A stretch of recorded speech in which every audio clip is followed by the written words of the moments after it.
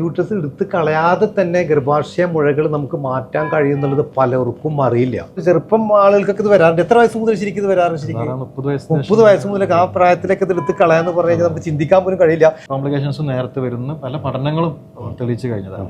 അതുകൊണ്ടാണ് എപ്പോഴും ഗർഭാധാനം നിലനിർത്താൻ ശ്രമിച്ചുകൊണ്ട് ഇത് എടുത്തു കളഞ്ഞവരും ആരും ഭയപ്പെടുത്താൻ വേണ്ടിയിട്ടൊന്നുമല്ല കേട്ടോ. ഇനി ആരും എടുത്ത് കളയാതിരിക്കാൻ വേണ്ടിയിട്ടാണ് ഇങ്ങനെ ഒരു വീഡിയോ. എന്താണ് ഈ ഒരു ഗർഭാശയ മുഴ എന്നുള്ളത് നമുക്കൊന്ന് കാണിച്ചു കൊടുക്കാം. അത് വലിയൊരു സർജറി വേണ്ടുന്ന ഒരു പ്രൊസീജിയർ, വലിയൊരു സർജറി ഇല്ല. അത് നമുക്ക് മിനിറ്റുകൾ കൊണ്ട് മാറ്റാൻ കഴിയുന്നത് മാത്രമല്ല, യൂട്രസും പ്രിസർവ്ഡ് ആയി സർജറി, അനസ്തീഷ്യ, ബ്ലീഡിംഗ് റിസ്കുകളോ അല്ലെങ്കിൽ ഡെത്തിന്റെ വേറെ കോംപ്ലിക്കേഷൻ റിസ്കുകൾ വരുന്നില്ല എന്ന് മാത്രമല്ല, പിറ്റേഴ്സ് തന്നെ അവർക്ക് പഴയ പോലെ മരുന്ന് കഴിക്കണ്ട. അതാണ് ഏറ്റവും വലുത്. മരുന്ന് വേണ്ട, അതിന്റെ മരുന്നും ആവശ്യം വരുന്നില്ല. അപ്പൊ ഇത്ര സിമ്പിൾ ആയിരുന്നു ഈ ഗർഭാശയ മുഴ എന്ന് പറയുമ്പോൾ പലവരും പേടിച്ച് ഇനി എന്ത് എന്നൊക്കെ ചിന്തിക്കുന്നവർക്കുള്ള ഒരു വീഡിയോ ഇട്ടതാ. കാരണം ഇത്ര സിമ്പിൾ ആയിരുന്നു എന്ന് ഇപ്പൊ നമ്മൾ തോന്നിപ്പോവും. അത്രയ്ക്ക് സിമ്പിൾ ആണ് ഈ ഒരു ട്രീറ്റ്മെന്റ് എന്നുള്ളതാണ്. അപ്പൊ അത് എങ്ങനെയാണ് ഡോക്ടർ നമുക്കൊന്ന് കാണിച്ചു കൊടുക്കാം. സുഹൃത്തുക്കളെ, ഞാനിന്ന് കോട്ടയ്ക്കൽ ആസ്റ്റർ മിംസ് ഹോസ്പിറ്റലുള്ളത്. ഇന്ന് വളരെ ഗൗരവമേറിയ ഒരു വിഷയവുമായിട്ടാണ് ഇന്ന് നമ്മൾ വന്നിട്ടുള്ളത്. കാരണം പലവരും അനുഭവിച്ചുകൊണ്ടിരിക്കുന്ന ആ ഒരു വിഷയത്തെക്കുറിച്ച്, ഗർഭാശയ മുഴ ആയിട്ട് നമ്മൾ ഈ കണ്ടുകൊണ്ടിരിക്കുക, അതായത് എടുത്ത് കളഞ്ഞതും ഒക്കെ ആയിട്ട്. അപ്പോൾ ഒരുപാട് ആളുകളുടെ യൂട്രസ് ഒക്കെ എടുത്ത് കളഞ്ഞ് അതിൻ്റെ ഭവിഷ്യത്തുകളൊക്കെ ഇങ്ങനെ അനുഭവിച്ചുകൊണ്ടിരിക്കുന്നുണ്ടാവും. എന്നാൽ ഇതൊരു അറിവില്ലായ്മ കൊണ്ട് തന്നെയാണ്. വർഷങ്ങൾക്ക് മുന്നേ ടെക്നോളജികൾ വന്നിട്ടുണ്ട്, പക്ഷെ അത് പലർക്കും അറിയാത്തതുകൊണ്ട് തന്നെയാണ്. ആദ്യം നമുക്ക് ആ ഒരു വിഷയത്തെക്കുറിച്ച് നമുക്ക് ഡോക്ടറോട് ചോദിച്ചാൽ ഡോക്ടർ ഒന്ന് പരിചയപ്പെടാം. നമസ്കാരം ഡോക്ടർ, പേരെന്ന് പറയാം? ഡോക്ടർ സുഹേൽ മുഹമ്മദ്. പേരെന്ന് പറയാം?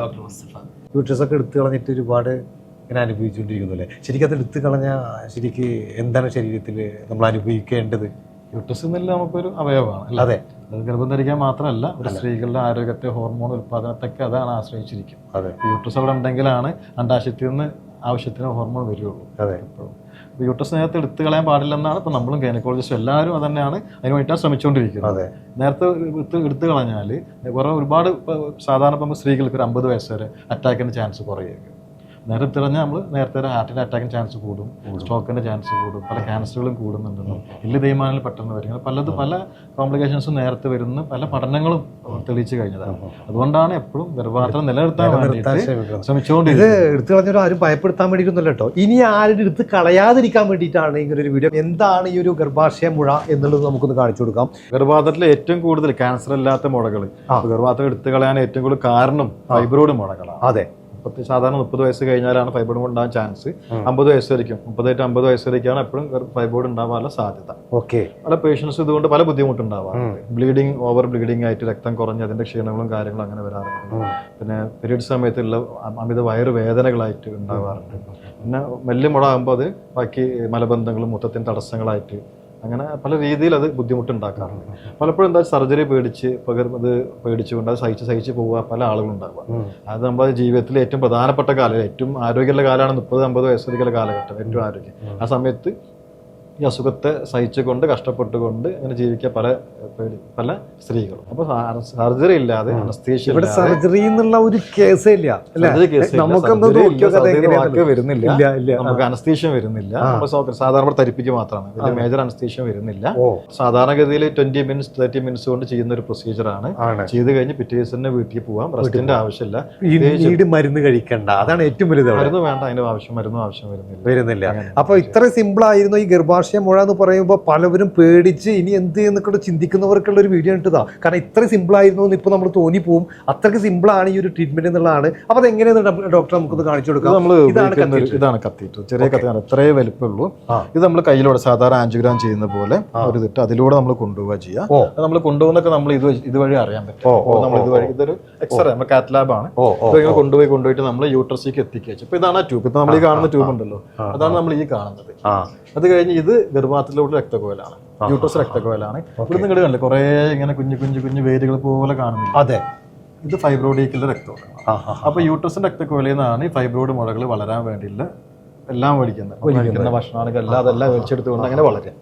അപ്പൊ ഇത് നമ്മൾ എന്ത് ചെയ്യും, ഇത് നമ്മൾ കൊണ്ടുപോയിട്ട് ഇതിൽ നമ്മൾ ഒരു പാർട്ടിക്കിൾസ് ഉണ്ട്. ഇപ്പൊ ചെറിയ നാനോ ചെറിയ കുഞ്ഞ് സ്റ്റെറൈൽ പാർട്ടിക്കിൾസ് ആണ്. ഈ പാർട്ടിക്കിൾസ് കൊണ്ടുപോയിട്ട് നമ്മൾ ഈ രക്തോട്ടം, അതായത് യൂട്രസിന്റെ രക്തോട്ടം അവിടെ നിലനിർത്തിയിട്ട് ഫൈബ്രോയിഡ് മുഴകളിലോട്ടുള്ള രക്തോട്ടം കംപ്ലീറ്റ് നമ്മൾ ബ്ലോക്ക്. അപ്പൊ നമുക്ക് യൂട്രസിന്റെ രക്തക്കോല അവിടെ കിടക്കുന്നുണ്ട്. എന്നാ മുഴ കണ്ടില്ലേ, ഈ ഭാഗം കണ്ടില്ലേ, ഇത് കറുത്ത് കണ്ടില്ലേ? ആ മുഴകൾ നമ്മൾ നേരത്തെ പോലെ കുറെ വേര് പോലെ രക്തക്കോല ഉണ്ടായിരുന്നു, എല്ലാം മാറി ഇപ്പൊ കണ്ടില്ലേ ഈ ഭാഗം. രണ്ട് സൈഡും ചെയ്യും, രണ്ട് സൈഡും ലെഫ്റ്റും റൈറ്റും ചെയ്ത് കഴിഞ്ഞാൽ കംപ്ലീറ്റ് മുഴകളിലോട്ട് രക്തോട്ടം ബ്ലോക്ക് ആവും. പിന്നെ മുഴകൾ അങ്ങനെ ഡെഡായി. എത്ര മുഴ ഉണ്ടെങ്കിലും അത് എത്ര മുഴ, നമുക്ക് 1 മുഴ എന്നല്ല, ഇത് 5, 10, 20 മുഴ ഉണ്ടെങ്കിലും എല്ലാം ഇവിടുന്ന് രക്തോട്ടം പോവാം. അങ്ങനെ കണക്ഷൻ പോവാ. അപ്പൊ നമ്മൾ ഇവിടുന്ന് കൊടുത്തു കഴിഞ്ഞാൽ എല്ലാ രക്തക്കോലും എത്ര മുഴകളുണ്ടോ എല്ലാം അത് എംപ്ലോയീസ് ആയി. അതായത് ഈ ബ്ലോക്ക് ആവുന്നതോട് കൂടിയിട്ട് അതിന്റെ വളർച്ച അവിടെ മുരടിക്കാന്ന് പറയാം. ബ്ലഡ് ഓക്സിജൻ കിട്ടാതാകുമ്പോൾ കോശങ്ങൾ ഡെഡായി പോകും. നമ്മൾ ഹാർട്ട് അറ്റാക്ക് വരുന്ന ഹാർട്ടിന്റെ ബ്ലോക്ക് വന്ന് കോശങ്ങൾ ഡെഡ് ആവുക അല്ലെ, അതുപോലെ മുഴകൾ ഡെഡ് ആവുക എന്ന് പറയാം. അപ്പൊ നമ്മൾ ഇവിടെ നമ്മളത് യൂസ് ചെയ്യാണ്, ട്രീറ്റ്മെന്റ് ആയി യൂസ് ചെയ്യാം. അതുകൊണ്ട് പിന്നീട് നമുക്ക് അവിടെ ഇരിക്കുന്നതുകൊണ്ട് ആ മുഴകൾ പിന്നീട് നീക്കം ചെയ്യേണ്ട ആവശ്യമില്ല. 2 രീതിയിലാണ് വരിക. ചില മുഴകൾ ഇപ്പൊ ഗർഭപാത്രത്തിന്റെ ഉള്ളിലാണ്, ചിലത് കൊഴിഞ്ഞടി പോവാറുണ്ട്, കൊഴിഞ്ഞു പോകാറുണ്ട്. ചിലത് നമ്മൾക്ക് വറ്റിയിട്ട് നമ്മൾ കോശങ്ങളൊക്കെ ഇങ്ങനെ വെള്ളം വറ്റി കാൽസ്യഫൈഡ് ആയിട്ട് നമ്മളിപ്പം മുറിവ് കണ്ടില്ല, മുറിവിന്റെ ഒരു സ്കാർ കണ്ടില്ല, അതേപോലെ ആയിട്ട് മാറാം. രണ്ടാണെങ്കിലും റിസൾട്ട് സെയിം ആണ്. ആ ഫൈബ്രോയിഡ് കൊണ്ടുള്ള ബുദ്ധിമുട്ടിൽ യൂട്രസ് നോർമൽ ആവും, അവർ നോർമൽ ലൈഫിലേക്ക് എത്തുകയും ചെയ്യുന്നതാണ്. അത് വലിയൊരു സർജറി വേണ്ടുന്ന ഒരു പ്രൊസീജിയർ, സർജറി ഇല്ല, അത് നമുക്ക് മിനിറ്റുകൾ കൊണ്ട് മാറ്റാൻ കഴിയുന്നത് മാത്രമല്ല, യൂട്രസും പ്രിസർവ്ഡ് ആയി സർജറി, അനസ്തീഷ്യ, ബ്ലീഡിംഗ് റിസ്കുകളോ അല്ലെങ്കിൽ ഡെത്തിന്റെ വേറെ കോംപ്ലിക്കേഷൻ റിസ്കുകൾ വരുന്നില്ല എന്ന് മാത്രമല്ല, പിറ്റേഴ്സ് തന്നെ അവർക്ക് പഴയ പോലെ വീട്ടിലോട്ട് പോയി അവരെ സ്ത്രീകൾ പൊതുവെ ഒരുപാടല്ലേ, കുട്ടികൾ നോക്കണം, ഭർത്താവ് നോക്കണം, വീട്ടിൽ വേറെ അവർ ഫുൾ ടൈം എൻഗേജ്ഡ് ആയ ആളുകളാണ്. നമ്മളെക്കാട്ടിലും ആണുങ്ങളെക്കാട്ടിലും എൻഗേജ്ഡ് ആണ്. തീർച്ചയായിട്ടും അവരുടെ ലൈഫ്, ക്വാളിറ്റി ഓഫ് ലൈഫും അവരെ ഒന്നും ബുദ്ധിമുട്ട് വരാത്ത രീതിയിൽ തിരിച്ചു കിട്ടുന്നത് ഡോക്ടർ എത്ര സിമ്പിൾ ആയിട്ട് പറയുന്നത്. നമ്മൾ ഈ ഗർഭാശയം മുഴ എന്നൊക്കെ പറയുമ്പോൾ ഭയങ്കര ഭീതിയോട് കൂടി എല്ലാവരും കേൾക്കുന്നുണ്ടാവുക. പക്ഷെ ഇപ്പൊ ഇത്ര വളരെ സിമ്പിൾ ആയിട്ടുള്ള ഒരു കേസാണെന്നുള്ളത് ഇപ്പോൾ ഇത് കേൾക്കുമ്പോഴാവും പലവരും ഇവർ കഷ്ടപ്പെട്ട് രക്തോട്ടം കുറഞ്ഞ് രക്തമില്ലാതെ ഇവരിങ്ങനെ കഷ്ടപ്പെട്ട് ക്ഷീണം തളർച്ചയായിട്ട് ഇവർ ജോലി ചെയ്തുകൊണ്ടിരിക്കും. പിന്നെ ബ്ലഡ് നോർമലായി അതെല്ലാം മാറി സാധാരണ 6 മാസം രീതിയിലേക്ക് എത്താൻ കഴിയുന്നതാണ്.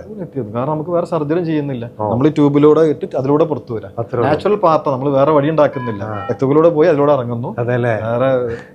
നേരത്തെ പറഞ്ഞത് ഇതൊക്കെ ഒരു ടീം വർക്കാണ് അല്ലേ? എല്ലാ ഡോക്ടേഴ്സും നമ്മളിവിടെ 8 കാർഡിയോളജിസ്റ്റ് ഉണ്ട്, ഒരു ഇന്റർവെൻഷണൽ റേഡിയോളജിസ്റ്റ് ഉണ്ട്, നമ്മൾ വാസ്കുലർ ടീമാണ്, നമ്മൾ ഒരുമിച്ചുകൊണ്ട് അതെല്ലാം ചെയ്യുന്നത്. ഇപ്പോഴും പകുതിയിലും പേർക്ക് ഇത് അറിയില്ല എന്നുള്ളതാണ്. അപ്പൊ എന്തായാലും എല്ലാവർക്കും ഇതൊക്കെ ഒന്ന് ഷെയർ ചെയ്ത് കൊടുക്കുക. ഇങ്ങനെയൊക്കെ ഒരു ട്രീറ്റ്മെന്റ് ഉണ്ട്. ചെറുപ്പം ആളുകൾക്കൊക്കെ ഇത് വരാറുണ്ട്. എത്ര വയസ്സ് മുതൽ ശരിക്കും ഇത് വരാറുണ്ട്? ശരിക്കും 30 വയസ്സ് മുതലൊക്കെ ആ പ്രായത്തിലേക്ക് ഇത് എടുത്ത് കളയാന്ന് പറഞ്ഞു കഴിഞ്ഞാൽ നമുക്ക് ചിന്തിക്കാൻ പോലും കഴിയില്ല. എന്തായാലും ഡോക്ടറുടെ നമ്പർ ഞാൻ കൊടുക്കുന്നുണ്ട്. ഇതുപോലെ ഇനിയും ഒരുപാട് ചോദ്യങ്ങൾ അല്ലെങ്കിൽ സംശയങ്ങൾ നിങ്ങൾക്ക് ഉണ്ടാവും, വിളിച്ച് ചോദിക്കാം. അപ്പൊ എന്തായാലും മാക്സിമം ഈ ഒരു വീഡിയോ ഷെയർ ചെയ്യുക, എല്ലാവരിലും എത്തിക്കുക, എല്ലാവരും ഹെൽത്തി ആയിട്ടിരിക്കട്ടെ. അപ്പൊ എന്തായാലും സുഹൃത്തുക്കൾ, നമ്മുടെ ഈ ഒരു വീഡിയോ ഇവിടെ അവസാനിക്കുകയാണ്. മറ്റൊരു വീഡിയോയുമായിട്ട് കാണാം. എന്തായാലും വളരെ സന്തോഷം ഡോക്ടറെ ഇതുപോലെ ഒരു അറിവ് തന്നതായിരിക്കും. Thank you.